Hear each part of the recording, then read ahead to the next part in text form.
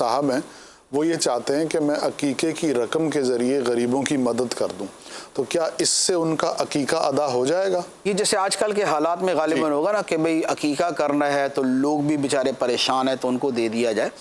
तो देखिए इसमें तरीका ये है, अकीके का असल जो मतलब है ना वो तो है औलाद के शुक्राने के तौर पे कुर्बानी करना। ठीक है, अकीके का असल मतलब ये है, लिहाजा उसके अंदर ज़बाह का पाया जाना ज़रूरी। अच्छा, अब ज़बह कर भी लें तो खुद इसके अंदर भी मौजूद है कि अगर जानवर ज़बह किया जाए तो इसमें भी मुस्तहब उसी तरह के इसके 3 हिस्से किए जाएं। ठीक, इसमें भी गरीबों को दिया जाए, इसमें भी रिश्तेदारों को दिया जाए और इसमें घर में भी इस्तेमाल किया जाए।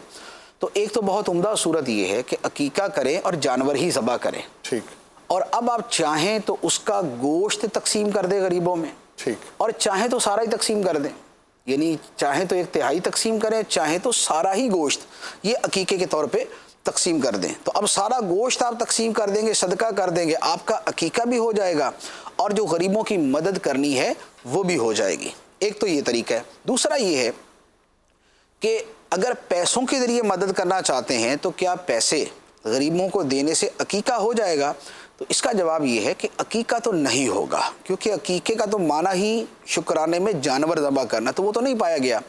लेकिन चूँकि अकीके का कोई ऐसा लाजिमी वक्त नहीं है कि इसी वक्त किया जाए, 7वें दिन करना सुन्नत है और ये गुज़र जाएं तो फिर कोई भी 7वां दिन जो आता है उसके एतबार से अकीका किया जा सकता है। तो आज इस साल नहीं तो अगले साल, अगले साल नहीं तो अगले साल।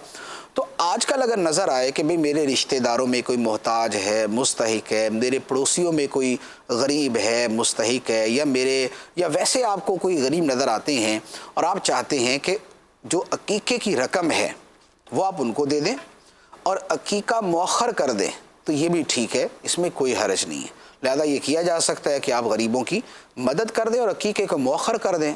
1 साल बाद, 2 साल बाद, 10 साल बाद, जब आपको तौफीक हो उस वक्त आप अकीका कर लें।